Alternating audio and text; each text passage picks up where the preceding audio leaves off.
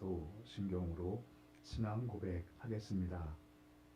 나는 전능하신 아버지 하나님 천지의 창조주를 믿습니다. 나는 그의 유일하신 아들 우리 주 예수 그리스도를 믿습니다. 그는 성령으로 잉태되어 동정녀 마리아에게서 나시고 본디오 빌라도에게 고난을 받아 십자가에 못 박혀 죽으시고 장사된 지 사흘 만에 죽은 자 가운데서 다시 살아나셨으며 하늘에 오르시어 전능하신 아버지 하나님 우편에 앉아 계시다가 거기로부터 살아있는 자와 죽은 자를 심판하러 오십니다.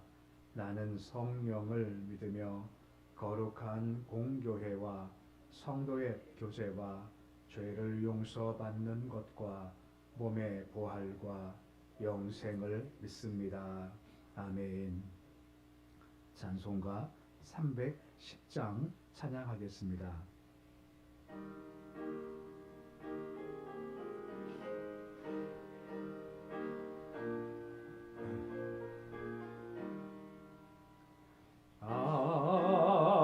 하나님의 은혜로 있을 데 없는 자 왜 구속하여 주는지 난 알 수 없도다.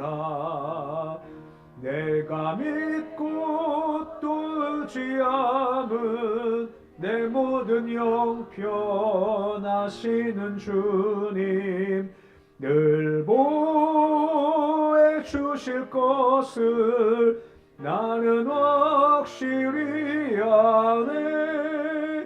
왜 내게 굳센 믿음과 또 복음 주셔서 내 마음이 항상 편한지 난 알 수 없도다. 내가 믿고 또 의지함은 내 모든 형편하시는 주님 늘 보혜 주실 것을 나는 확실히 아네. 왜 내게 성령 주셔서 내 마음 감동해 주 예수 믿게 하는지 난 알 수 없도다. 내가 믿고 또 의지함은 내 모든 형편하시는 주님 늘 보혜 주실 것을 나는 확실히 아네. 주 언제 강림하실지 혹 밤에 혹 낮에 또 주님 만날 그곳도 난 알 수 없도다. 내가 믿고 또 의지함은 내 모든 형편하시는 주님 늘 보혜 주실 것을 나는 확실히 아네. 341장 찬양하겠습니다.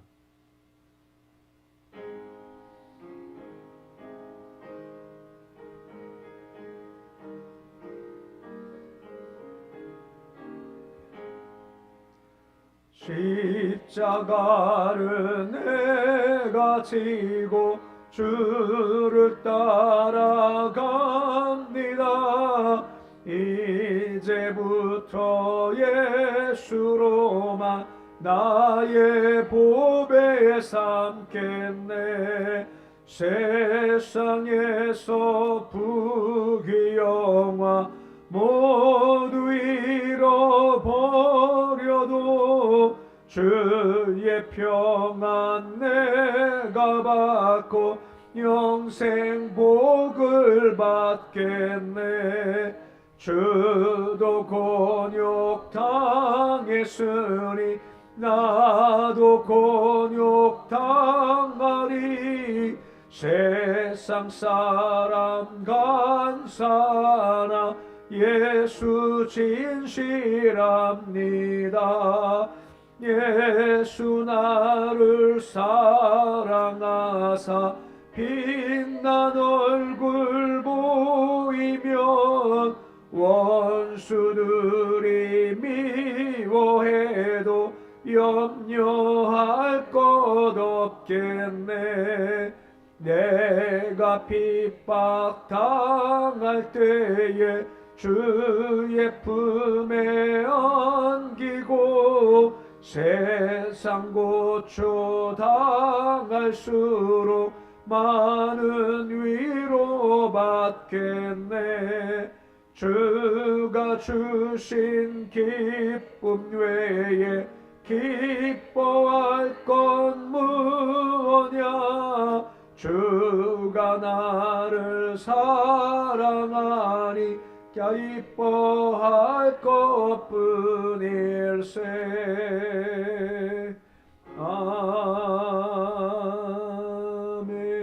아멘. 오늘 말씀은 요한복음 12장 37절에서 50절까지의 말씀입니다. 요한복음 12장 37절에서 50절까지의 말씀입니다.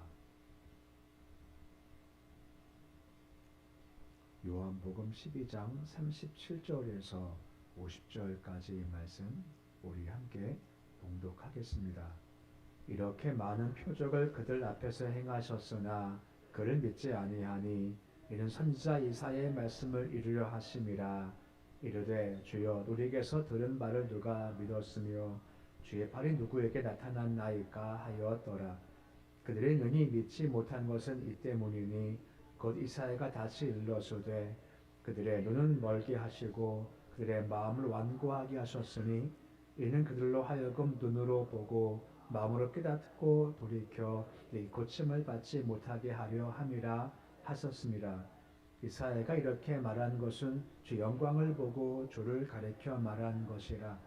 그러나 관리 중에도 그를 믿는 자가 많되 바리새인들 때문에 드러나게 말하지 못하니 이는 출교를 당할까 두려워함이라. 그들은 사람의 영광을 하나님의 영광보다 더 사랑하였더라. 예수께서 외쳐 이르시되 나를 믿는 자는 나를 믿는 것이 아니요 나를 보내신 이를 믿는 것이요 나를 보낸 자를 나를 보내신 이를 보는 것이니라. 나는 빛으로 세상에 왔으니 무릇 나를 믿는 자는 당치 않게 하려 함이로라. 사람이 내 말을 듣고 지키지 아니할지라도 내가 그를 심판하지 아니하노라. 내가 온 것은 세상을 심판하려 함이 아니요 세상을 구원하려 함이로라. 나를 저버리고 내 말을 받지 아니하는 자를 심판할 이가 있으니 곧 내가 한 그 말이 마지막 날에 그를 심판하리라. 내가 내 자유로 말한 것이 아니요 나를 보내신 아버지께서 내가 말할 것과 이를 것을 친히 명령하여 주셨으니 나는 그의 명령이 영생인 줄 아노라. 그러므로 내가 이르는 것은 내 아버지께서 내게 말씀하신 그대로이니라 하시니라. 아멘. 우리가 앞에서 보았지만 헬라인들이 예수를 찾아왔고 이것이 예수께서 스스로 내가 만민의 구주시다 한 것을 친히 증거하신 것을 보았습니다. 오늘 말씀은 예수님의 행적에 대한 이야기를 잠시 멈춘 채 지금까지 행하신 말씀과 기적을 본 사람들의 모습이 구별됨을 오늘 말씀을 통해서 볼 수 있고 특별히 유대인의 불신에 대해서 좀 자세히 설명을 해주고 있습니다. 먼저 37절에 보시면 대조되는 두 가지 단어가 나오죠. 표적을 많이 행하셨습니다만 그들 믿지 않았다라고 대조가 되고 있는 겁니다. 믿지 않았다 하는 말은 뭐냐면 이게 계속된 상태를 가리키는 겁니다. 곧 믿지 아니함이 계속된다라고 하는 거죠. 요한이 강조하는 것은 이유가 뭐냐면 예수께서는 그들을 믿음으로 이끄시기 위해서 표적도 계속 행하시는 겁니다. 말씀도 계속 주시죠. 계속 말씀하시고 기적을 행하시지만 결과가 무엇입니까? 표적을 믿지 않았다라고 설명되어 있다라고 하는 것이죠.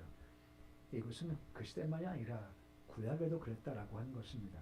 38절에 보시면 이사야의 말씀을 가리켜서 인용하는 겁니다.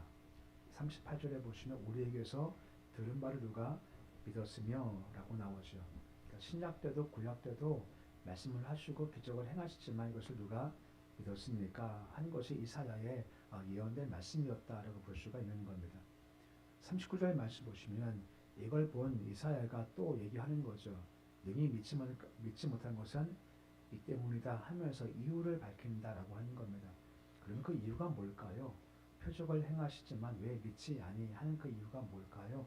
40절 말씀 보시면 다음과 같이 이유를 설명하는 말씀이 나오고 있습니다. 40절인데 말씀 같이 읽어 보시겠습니다. 그들의 눈을 멀게 하시고 그들의 마음을 완고하게 하셨으니 이는 그들로 하여금 눈으로 보고 마음으로 깨닫고 돌이켜 고침을 받지 못하게 하려 함이라 하였습니다. 라고 말씀을 해주고 있습니다. 우리가 완전히 이해하기는 힘들지만 주께서 영원 전서부터 예수를 영접할 자와 그렇지 아니할 자, 그 예수를 끝까지 부인할 자를 예정해 놓으셨다라고 하는 것입니다. 기억할 것은 무엇입니까? 우리 운명은 이미 정해져 있지 않습니까? 우리는 다 주인이죠. 그 주인이기 때문에 결과가 무엇입니까? 사망이 우리의 운명인 겁니다. 누구도 여기서 벗어날 수가 없다라고 하는 것입니다. 그런데 주님께서 어떤 마음이고 어떤 이유인지 알 수 없습니다만 그 많은 사람 가운데 몇 명을 이렇게 택하신 겁니다. 예정하신 거죠. 그들은 믿게 하셨다라고 하는 겁니다. 그래서 믿게 된 것이지만 하지만 택함받지 못하는 사람들은 믿지 못했다라고 하는 거죠. 이 말을 주의 깊게 잘 볼 것은 무엇인가 하면 믿고 싶은데 못 믿겠다는 것이 아니라 하나님이 그냥 그 상한 마음을 그냥 두신 겁니다. 믿지 못할 마음까지 그냥 두셨던 거죠. 두셨기 때문에 믿지 못한 거지만 하나님께서 은혜 가운데 그렇지 않고 믿게 할 사람을 뽑아내 주셔 선택을 해 주셨다라고 하는 것이 이게 바로 은혜라고 하는 겁니다. 그렇게 40절 말씀에 우리가 본 말씀이지만 택함받지 못한 사람들은 마음이 완고하다라고 말씀해주고 있습니다. 완고해서 눈으로 보지만 깨닫지 못한다라고 하는 것이고 내게 와 고침받지 못한다라고 하는 겁니다. 하나님은 참 나쁘시다. 왜 믿지 못하게 하시나? 이것이 아니라 원래 믿지 못한 것이 우리의 원래 모습인 겁니다. 근데 감사하게도 몇 명을 택하셔서 믿게 해 허락해 주셨다라고 하는 거죠. 에스겔서 11장 19절과 20절 말씀 보시면 그와 같이 택한 사람한테 주시는 선물이 있습니다. 그것이 무엇입니까? 우리 말씀 같이 함께 읽어보시겠습니다. 내가 그들에게 한 마음을 주고 그 속에 새 영을 주며 그 마음에서 돌같은 부드러움을 제거하고 살처럼 부드러운 마음을 주어 그들은 내 백성이 되고 나는 그들의 하나님이 되리라 라고 말씀해 주고 있습니다. 한 마음을 주신다라고 하지 않습니까? 그 마음이 무엇입니까? 바로 새 영이죠. 이 새 영이 무엇일까요? 지금 따지면 신학적으로는 성령님이 주어진다는 겁니다.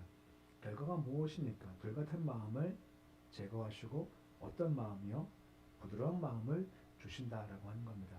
그 마음 가운데 믿음이 생기고 예수를 영접하게 됐고 결과가 무엇입니까? 그들은 내 백성이 난 그들 하나님이 되겠다 하는 그런 관계가 성립되게 되었다라고 하는 거죠. 이것이 이유라고 하는 겁니다. 그러니까 우리가 아무리 우리 인간적인 상황에서 왜 믿을까, 왜 안 믿을까를 실을 수가 없다라고 하는 겁니다. 이건 전적으로 하나님의 주권에 속해 있다라고 하는 것입니다. 토기장의 비유를 보았지 않습니까? 토기가 지음받은 상태에서 토기장이한테 뭐라 할 말이 아무것도 없다라고 하는 거죠. 선택받지 못하면 하나님의 전적인 주권에 속했다라고 하는 거죠. 이때 우리가 할 것은 오직 한 가지밖에 없는 겁니다. 오늘 찬송 불렀지 않습니까? 왜 나 공헌하는지 나 알 수가 없다라고 하는 거죠. 우리 잘 몰라요. 그냥 오직 고백할 것은 은혜밖에 없다라고 하는 거죠. 그 우리의 고백이고 이것이 이유고 이것이 믿는 자와 믿지 못한 자의 고별점이 된다라고 하는 것입니다. 이것은 예수님 당시 역시 마찬가지라고 하는 거죠. 아무도 안 믿는 것 같지만 분명 믿는 자가 존재한다는 겁니다. 42절 말씀 보시면 그 모습을 다음과 같이 말씀해 주고 있죠. 42절 말씀인데 말씀 같이 읽어 보시겠습니다.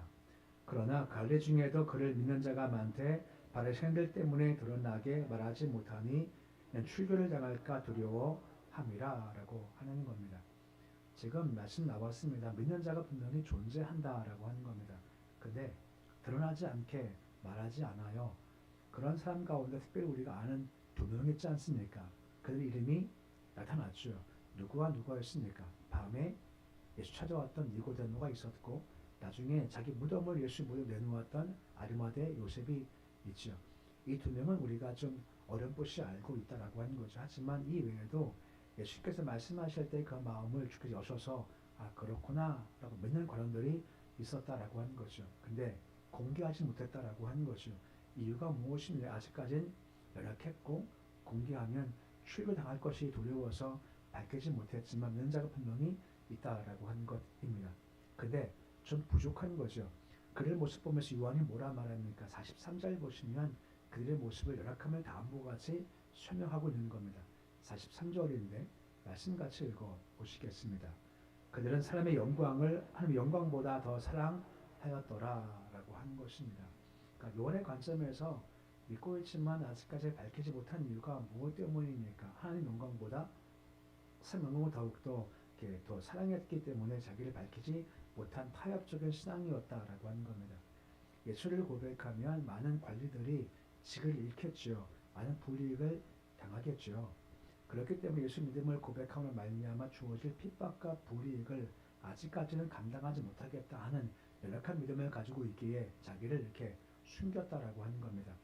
하지만 예수께 죽으신 이후에 달라지기 시작을 했지 않습니까? 자기를 드러내게 되죠. 아까 심한 니고데모가 요셉이 그랬지 않습니까? 예수께서 돌아가시자 그냥 시신에 매달려 있고 그런 반역자는 그냥 버리면 되거든요. 그냥 짐승이 와서 뜯어먹겠죠. 하지만 요셉이 뭐라 말합니까? 시신을 달라 하지 않습니까? 그리고 시신을 자기 무덤에 가다 두었고 니고데모가 와서 같이 향유 바르면서 장례를 하게 된 거죠. 자기를 밝혔기에 불이익 당하게 되겠죠. 하지만 그 순간 연약한 자가 강한 자가 되었다라고 하는 겁니다. 분명 그때가 있다는 것이고 그것도 사실 궁극적으로 은혜 때문에 되어진다라고 하는 겁니다. 은혜로 믿어지는 거고 은혜 중 그 신앙이 점점 강건하게 세워지게 되더라라고 하는 거죠. 오직 은혜밖에 없다라고 말씀해 주시고 있는 겁니다. 이걸 46절에서 대조된 두 단어로 설명을 해주는 말씀이 이어지고 있습니다. 46절 말씀 보시면 대조가 되지 않습니까? 빛과 어둠으로 구별된다라고 하는 것입니다. 예수님은 빛이죠. 믿음으로 빛과는 거하면 어둠과 점점 구별될 수밖에 없다는 겁니다. 처음엔 부족해서 확 구별되지 않지만 믿음이 들어가면 점점 그 모습이 구별되기 시작하고 나중에는 어둠과 완전 달라진 빛의 삶으로 걸어갈 수가 있게 되는 것이고 그 길을 걸어가야 한다라고 말씀해주고 있는 겁니다. 그러면서 예수님께서 한 번 더 설교의 마지막을 향해 나가시면서 하시는 결론적인 말씀과 예수께서 오신 목적을 설명해주고 있습니다. 47절 말씀 하반절 말씀 보시면 뭐라 말씀해주고 있습니까? 온 목적은 세상을 심판하기 위함이라 세상을 구원하러 왔다라고 말씀해주고 있는 겁니다. 분명 오셔서 심판을 하실 겁니다. 하지만 초림 때는요 심판이 아니라 구원이 목적이다라고 말씀해주고 있는 거죠. 그럼에도 불구하고 끝까지 구원의 길을 거부하는 사람들은 심판을 받을 수밖에 없다라고 하는 겁니다. 48절의 그 모습을 다음과 같이 말씀해주고 있는 겁니다. 48절인데 말씀같이 읽어 보시겠습니다. 나를 저버리고 내 말을 받지 않은 자를 심판할 리가 있으니 곧 내가 한 그 말이 마지막 날에 그를 심판하리라 라고 말씀해주고 있습니다. 나를 저버린다라고 하지 않습니까? 헛되게 하고 수용이 없게 한다라고 하는 거죠. 마치 요한복음 15장에 나오는 포도나무 비유와 비슷한 겁니다. 가지가 나무에 붙어 있으면 과실을 맺지만 떨어져 있으면 아무것도 하지 못한 상태, 그런 상태가 되어진다라고 하는 거죠. 사실 마지막까지 심판의 유보가 됐죠. 하지만 최종적으로 심판 때가 되어지면 말씀 받지 않았기 때문에 그 말이 심판의 근거가 된다라고 하는 것입니다. 사실 예수께서 오셔서 말씀을 주셨다라고 하지 않습니까? 예수님을 거부한 것은 누구를 거부한 건가요? 예수를 보내신 하나님을 거부한 겁니다. 예수 말씀을 거부한 것은 구원 주시고 싶은 하나님 말씀을 거부한 거다라고 한 거죠. 그러기에 심판을 당할 수밖에 없고 하나님에 의해서 거부를 당할 수밖에 없다는 거죠. 그 이유가 무엇 때문입니까? 49절에 보시면 예수가 하신 말씀은 자의가 아니라는 겁니다. 예수가 하신 말씀은 49절 말씀 나오지만 전부 다 하나님께서 친히 명령으로 주신 겁니다. 이거 얘기해 이래야 살 수 있어. 하나님께서 명령하시는 건데 이것을 다 거부하니 남은 것이 심판밖에 없다라고 하는 것입니다. 오늘 말씀 보시면 두 가지가 대조가 되죠. 한 가지가 무엇입니까? 표적과 말씀 가운데 믿는 자가 있고 표적과 말씀 믿지 않은 자가 있더라라고 하는 거죠. 근본적인 이유가 무엇 때문입니까? 하나님의 택하심이 있냐 없냐 은혜의 차이라고 하는 것이죠. 우리 모두가 다 죄로 말미암아 죽을 수밖에 없지 않습니까? 하지만 우리는 예수를 믿게 되었죠. 그 이유가 무엇 때문입니까? 택하셨고 우리 마음에 새 영 성령님을 주시는 겁니다. 결과 돌같이 딱딱한 마음을 다 제거하시고 부드러운 마음 주셔서 우리로 하여금 믿게 주셨다라고 하는 거죠. 그럼 남은 것이 무엇입니까? 빛이기에 빛의 삶을 살라라고 말씀해주고 있는 겁니다. 아까 보았지 않습니까? 자기를 감추는 사람들은 이유가 뭐죠? 하나님 영광과 사람 영광 가운데 뭘 더 좋아했다, 사랑했다고 있습니까? 사람의 영광을 사랑하다 보니 자기를 점점 감추게 되었다라고 하는 거죠. 그런 삶은 온전치 못하다라고 하는 거죠. 우리가 어둠 벗고 빛 가운데 왔기 때문에 빛 삶을 사는 것이 마땅하다라고 하는 겁니다. 하지만 결국 이것은 우리 힘으로 할 수가 없다는 겁니다. 계속해서 성령의 은혜가 주어져야만 이 길을 걸어갈 수가 있게 되는 거죠. 선택도 은혜고 그 예수 믿는 것도 은혜이고 앞으로 이 길을 걸어갈 때 빛을 비추는 것도 오직 은혜, 성령님의 은혜밖에 없다라고 말씀해주고 있는 겁니다. 십자가 지는 것도 우리 힘이 아니라 성령님의 도우심 가운데 가능하다라고 하는 거죠. 그래서 말씀을 기억하시면서 믿게 된 것 너무 당연하지만 이것이 얼마나 큰 은혜인지 모른다는 겁니다. 믿게 된 것을 하나님의 은혜 앞에 감사하시고 더 나아가서는 하루하루 성령님의 그런 은혜 가운데서 하루 더 빛 가운데 거하는 모습이 되실 수 있으시기를 우리 주 이름으로 축원해 드립니다. 기도하겠습니다. 아버지 하나님, 하나님의 은혜로 쓸데없는 자들이지만 예수 믿고 구원받은 것 참 감사를 드립니다. 아버지 우리는 다 죄인에 죽을 수밖에 없는 존재들이었습니다. 아주 오직 한 가지 하나님의 은혜입니다. 왜 택하시고 왜 택하지 않으시고는 전혀 알 수 없습니다. 하나님의 주권일 뿐입니다. 그 주권 가운데 우리가 택함 받아서 새 영을 통해서 불같이 굳은 마음은 제하시고 부드러운 마음 주셔서 주의 말씀 앞에 굴복하며 표적 바라보면서 믿게 하신 것 참 감사를 드립니다. 믿었기에 이제 우리가 빛을 행하는 모습이 되어주기를 소망합니다. 믿지만 세상 영광 사랑하니 자기를 감췄던 자와 같이 살지 말게 해 주시옵시고 아버지 은혜 충만해서 어둠 가운데 빛을 비추는 삶 살도록 도우시기를 소망합니다. 그 길조차 우리 힘으로 갈 수 없습니다. 성령이 도우셔야 그 길을 갈 수 있는 겁니다. 매일마다 매일 성령 은혜 공급받게 해주시옵시고 그 성령과 함께 동행해서 어둠의 일을 벗어버리고 빛의 갑옷을 입고 빛 가운데 걸어가는 삶 살려주셔서 도와주시옵소서. 주님 새벽을 주심을 참 감사를 드립니다. 새벽을 바라보며 새벽 영을 구합니다. 오셔서 우리 마음에 말씀도 주시고 은혜도 주시고 기적도 표적도 허락하시기를 소망합니다. 새벽 역설을 경험하기 소망합니다. 회복과 기적과 치료와 해결 역설을 경험하기 소망하며 그런 역설을 바라보는 심령이 기대하며 간구할 때 질병 문제든 마음의 상한 문제든 시험든 문제든 물질 문제든 자녀 문제, 직업 문제, 일터, 사업, 가정 문제 등등 우리가 해결할 수 없으면 주께서 여리고성을 무너뜨리듯이 그저 성을 돌 때 여호와께서 무너뜨린 역사를 우리 새벽에 주시기를 소망합니다. 기쁨이 있고 찬송이 있고 아버지 7일 동안 말씀 따라서 그냥 묵묵히 성을 도는 것처럼도 성을 돌게 해 주시고 응답받을 때 하나님을 위하여 하는 환성을 지를 수 있는 우리 새벽 예배 되도록 도와주시옵소서. 교회 영적 공동체가 되기 원합니다. 여기 충만케 하셔서 영으로 오시는 주님을 만나고 경험하도록 주께서 도와주셔서 주의 영을 충분히 경험할 수 있는 우리 교회 되도록 도와주옵소서. 나라 민족 이끌어 주시기 소망하며 사람 뜻이 아니라 하나님의 뜻 가운데 이끌어가 주시옵소서. 우리 자손들이 있습니다. 자손들 주님 은혜로 붙잡아 주시기를 소망합니다. 전부 한 사람 한 사람 은혜 안에 머무도록 하시옵시고 굳어지지 않게 해주시고 부드러운 마음으로 주신 은혜에 민감하게 잘 반응하도록 주여 도와주시옵시고 오직 예수 그리스도 십자가 오직 은혜만 붙잡고 걸어가시는 모든 자손들에게 도와주시옵소서. 오늘 주님 하루가 시작되었습니다. 하루 주께 맡겨드립니다. 하루 살아갈 힘과 활력을 더하시기 소망합니다. 지치거나 상하지 않게 주님 도와주시옵시고 주와 동행하며 오늘도 찬송하게 하시고 기도하게 하시고 감사하신 하루 삼사도록 도와주시옵소서. 예수님의 이름으로 기도드립니다. 아멘. 하늘에 계신 우리 아버지 이름을 거룩하게 하시며 아버지 나라가 오게 하시며 아버지의 뜻이 하늘에서와 같이 땅에서도 이루어지게 하소서. 오늘 우리에게 일용할 양식을 주시고 우리가 우리에게 잘못한 사람을 용서하여 준 것 같이 우리 죄를 용서하여 주시고 우리 시험에 빠지지 않게 하시고 악에서 구하소서. 나라와 권능과 영광이 영원히 아버지의 것입니다. 아멘.